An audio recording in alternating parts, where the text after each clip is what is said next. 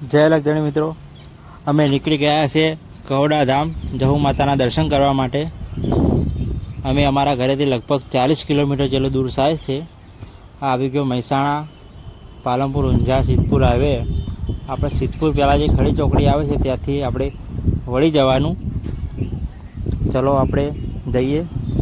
આ આવ્યું ISKCON temple, તમે જોઈ શકો છો. આ મોઢેરા બાયપાસ જે છે ને તે ઇસ્કોન ટેમ્પલ આવેલું છે. જોરદાર સુંદર મજાનું છે અંદર.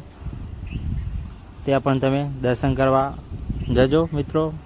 અને એક ભાઈ ફોજીની ટ્રેનિંગ પૂરી કરીને આવી રહ્યા હતા, એટલે એમના એન્ટ્રી સન્માન સાથે હાઈવે ઉપરની શોભાયાત્રા હતી, જોઈ શકો છો. સાઉન્ડ સાથે છે. અને આપણે આવી ગયા જય જહુ ગોગાધામ કહોડા. અમે ફૂલ ફેમિલી સાથે આવી ગયા છીએ કહોડા ધામ જહુ માતાના દર્શન કરવા માટે. ચલો બ્લોગમાં બન્યા રહો મિત્રો. આ છે જહુ માતાનું મંદિર. મંદિર મોટું બને છે, ત્યાં માતાજીનું સ્થાન અત્યારે બીજી જગ્યાએ છે. તમને મંદિર પણ બતાવીશ, તમે જોઈ શકશો મંદિર. ગોગા બાપા પણ બેઠા છે અને જહુ માતાનું મંદિર ભવ્ય બની રહ્યું છે. ચલો મંદિર હું તમને બતાવું. ભવ્ય મંદિર, આ લગભગ કરોડોના ખર્ચે ભવ્ય મંદિર બની રહ્યું છે. જોરદાર છે. આ છે અર્જુનભાઈ રબારી ભુવાજી, તમે જોઈ શકો છો. અને આ જહુ માતાના સ્થાને પબ્લિક આવે છે અને પબ્લિકનું કામ થાય છે.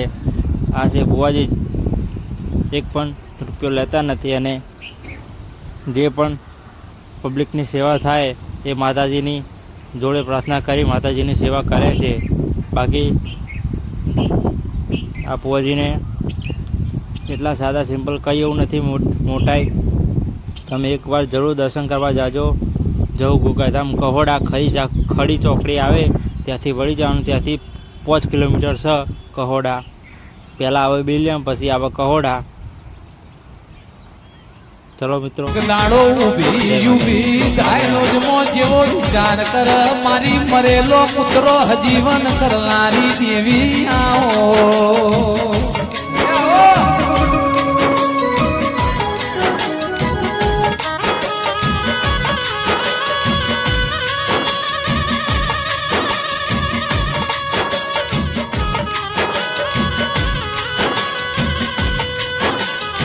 ઝોપડી ઝોપડી બાદલ મારી ભણતરની ઓ ચોપડી જહોયાઓ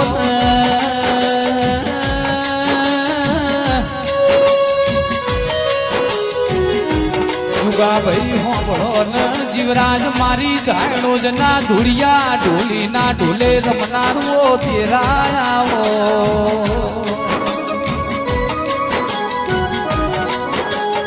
એ ધૂળિયો ઢોલ વગાર જહુ ઢોલે રમ મારી વાજે મેળાથી કાન.